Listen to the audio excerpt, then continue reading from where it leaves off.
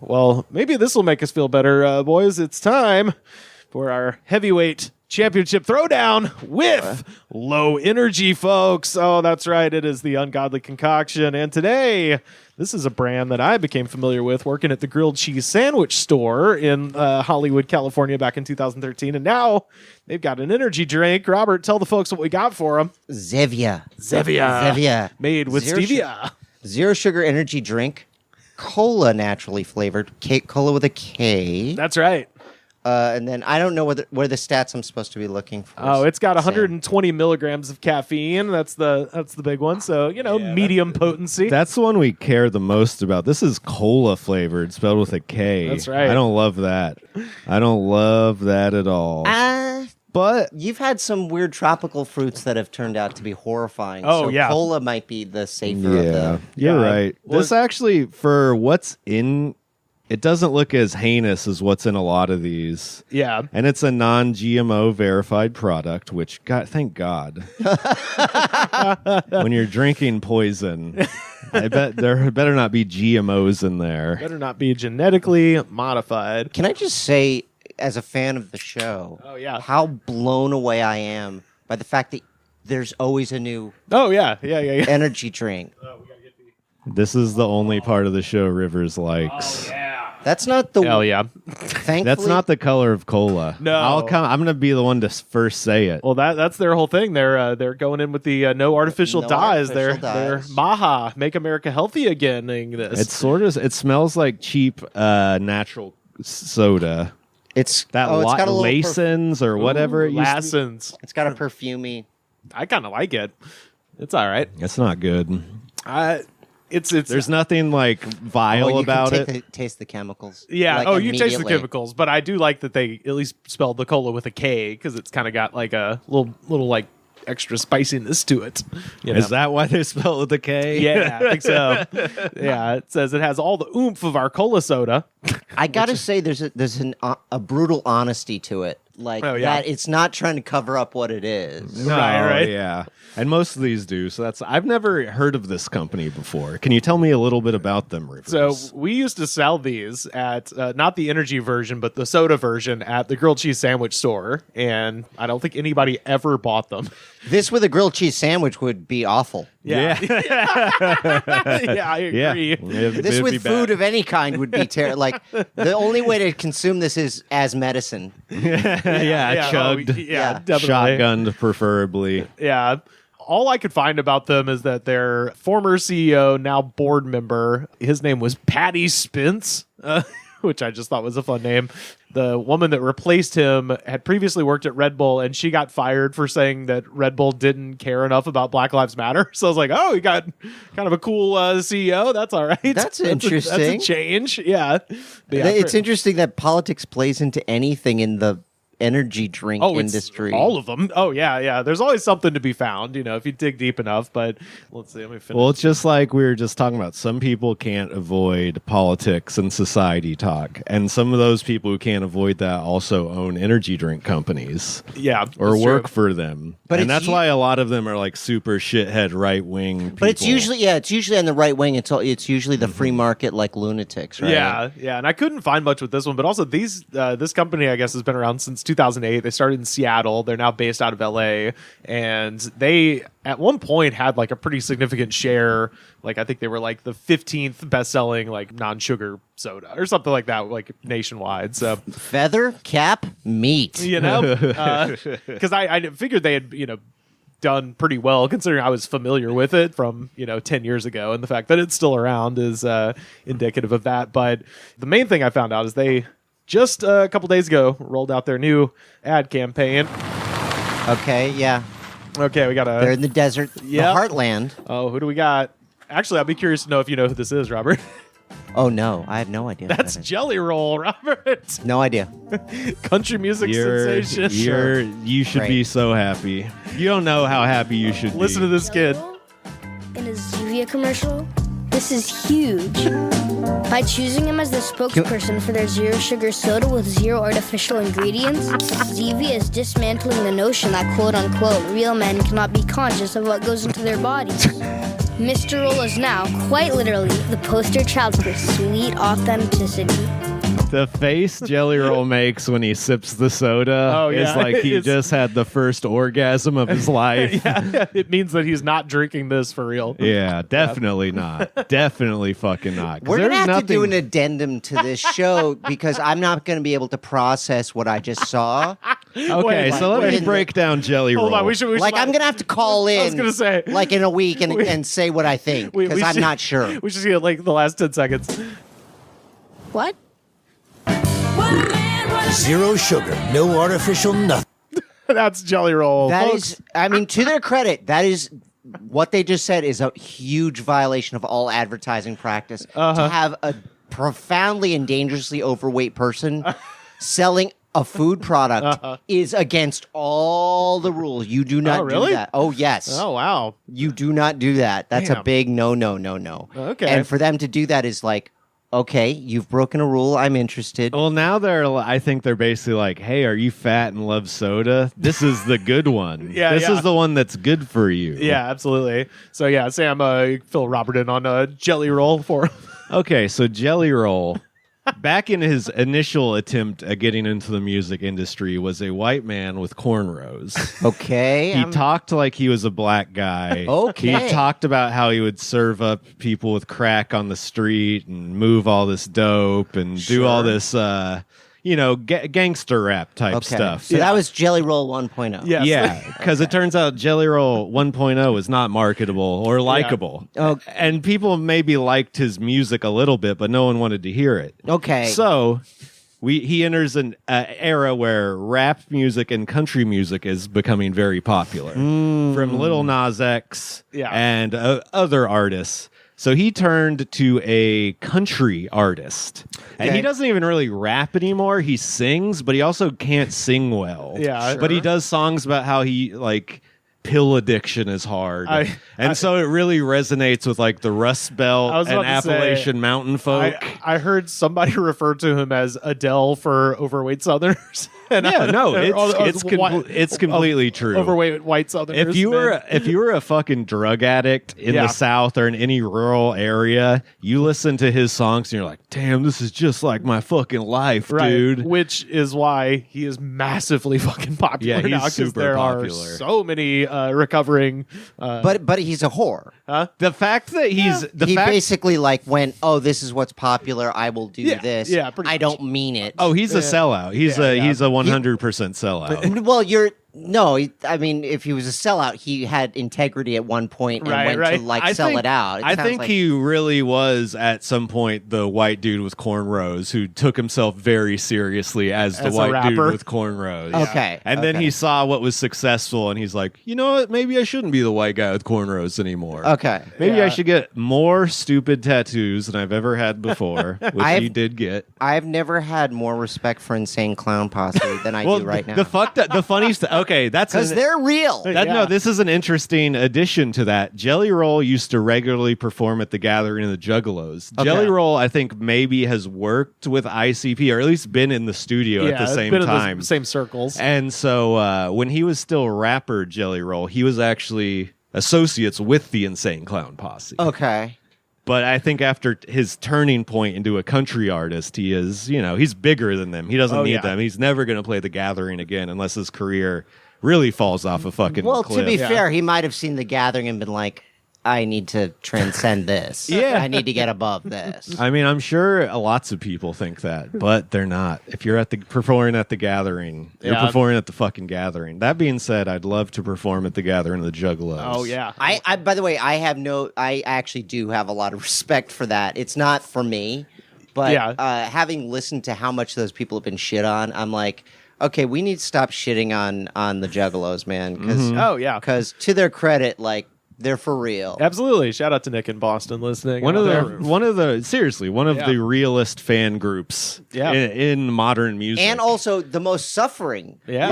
No fan group I can think of has been putting it on an FBI watch list. Yes, that's right. Except for the Juggalos. Not the Swifties. They get criticized for paying too much for concert tickets. ICP fans get criticized for their entire lives for listening to ICP. People get like their children taking away from them because they're listening to ICP. So I got to give them credit. What if you're a juggalo who's also pro-Palestinian? Do you go straight to El Salvador or? Oh, that's it. That's it. Terrible things.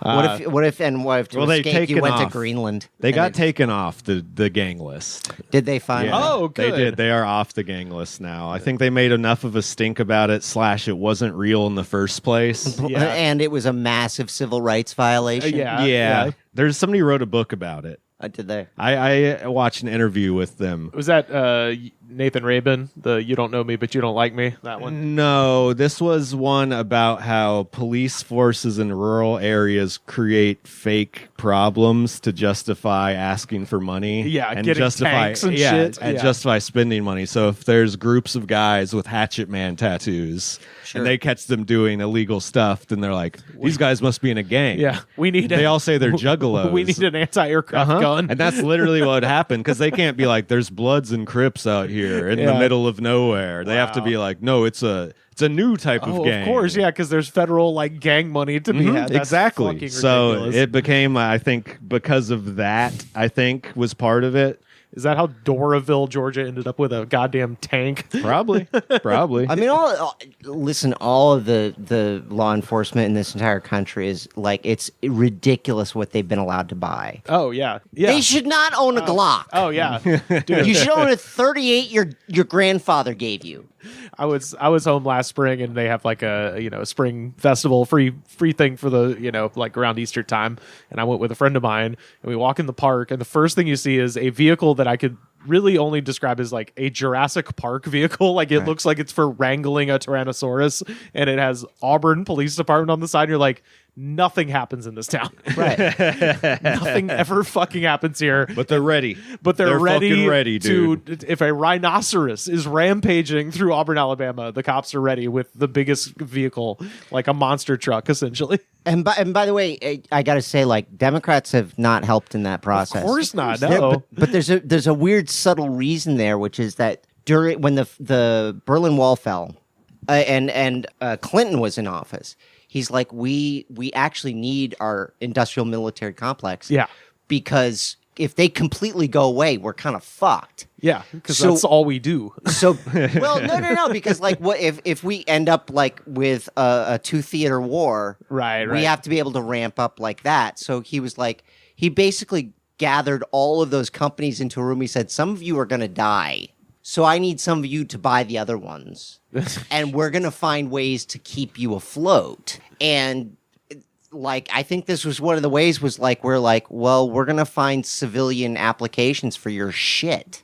And so that's why, like, they have, like, these MRAPs, like, in rural Kentucky for no fucking reason, where the worst thing that they have to worry about is the local drunk. Right. Yeah. Otis in the jail. Yeah. Well, they have to worry about Jelly Roll and his friend selling pills. Yeah. That's right. Yeah.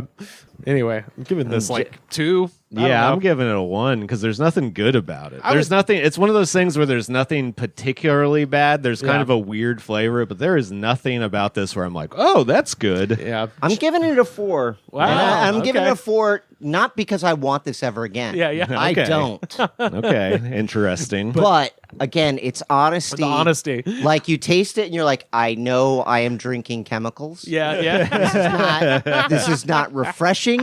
This is going to do something for my body that I need done right now. And I appreciate that about it. Yeah.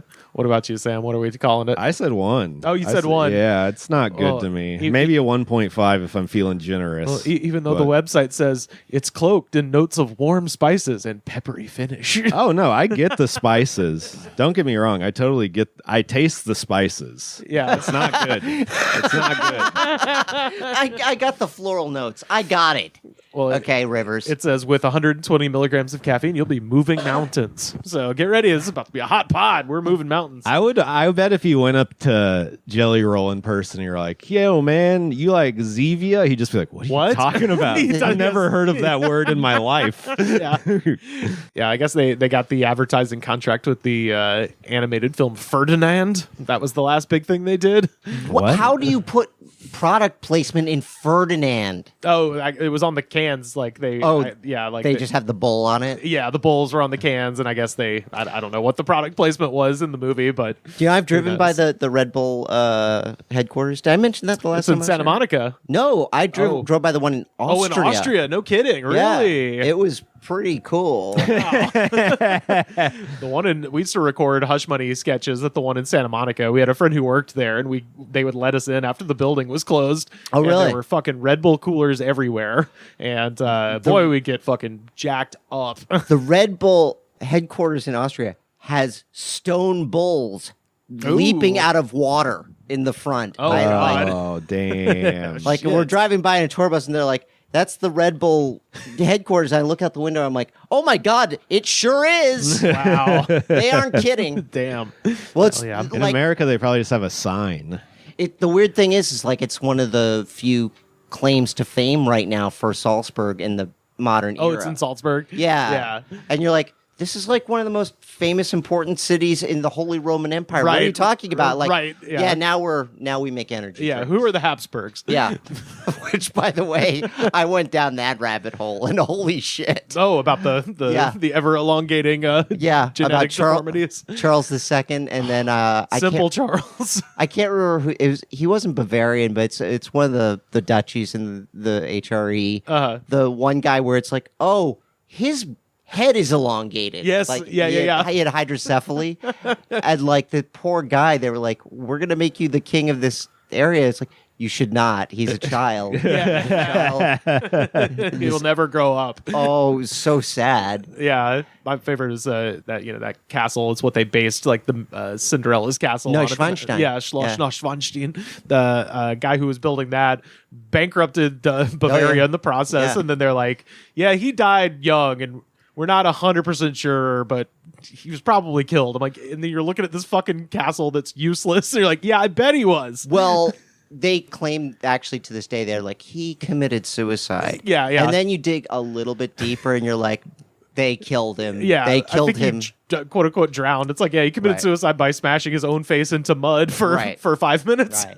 It's like, But as people will point out over and over again, Neuschwanstein has made more money, of course, for Bavaria. for Bavaria Yeah. than almost anything else. Like that was one of the best investments that area ever made. Absolutely. So, Well, Zevia, shout out Jelly Roll, man. Shout out to Jelly Roll. I know you're a frequent viewer of this podcast. He actually, you know who hates him? Oh, Ryan Upchurch. Ryan Our Upchurch. other friend of the podcast. Yeah. He's a country rapper who Yes. says Jelly Roll's a fake country rapper. he acknowledges he's a sellout. He changed his whole gimmick and music style.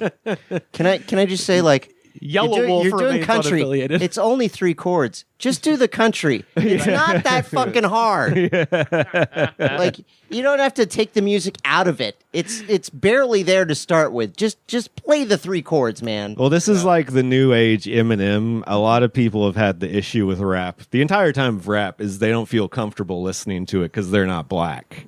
They feel like it's a thing that's not for them, or that they don't feel right enjoying it. Uh-huh. But when these shitty guys add a little acoustic guitar riff to their rap song, they're like, "Oh man, I love this stuff." Oh, it speaks to me. Yeah, exactly. Just drag a bow across the fiddle at the beginning, and then a trap beat, and they're like, I'm in.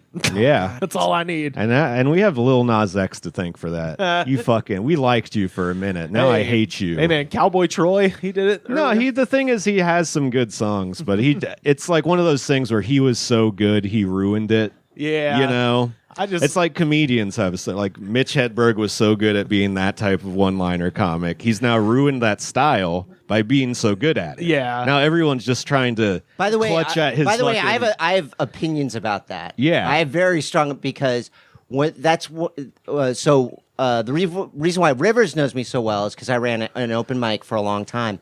And it was sort of like a central meeting point. And Westwood Brew Co. we would watch people come and go through there. And that was like in the post-Mitch Hedberg period. And so a lot of people were walking through going, I can do that. I can just do one-liners. And they would find out very quickly, no, you cannot. Yeah. You He's actually doing more can't. than one line. Yeah. And that's the thing, is like people didn't realize, they would walk through and they wouldn't understand, like, He's got a very strong POV. That's what's making this work. Is like it's him making it work. It's not the joke. He's building the world. Yeah, too. Like, and so I had very performance. Oh yeah, he'll do like a 2-line thing, and you can imagine a whole situation. Yeah, like you can imagine him in his apartment getting his neighbors banging on the wall. Yeah, telling him to turn down his fucking music. Right. You know that happened. That definitely happened. And also, heroin addicts aren't like nice to their neighbors. The other thing that was misunderstood about Mitch Hedberg was everybody saw his specials. They didn't realize like there were a lot of nights when Mitch Hedberg failed horribly. I saw him bomb. Yeah, I saw him bomb. Did you? Yeah. He did that college. That was last tour. It was a campus college tour. I saw the one in Auburn, and then Joe Rayans was telling me he was in Tuscaloosa as well. And he's like, I don't even remember the punchline or if there was one, but the setup was just, you never see a fat robot. Right. like, I don't even care what the punchline is. Yeah, that's fucking that's hilarious. great. Yeah.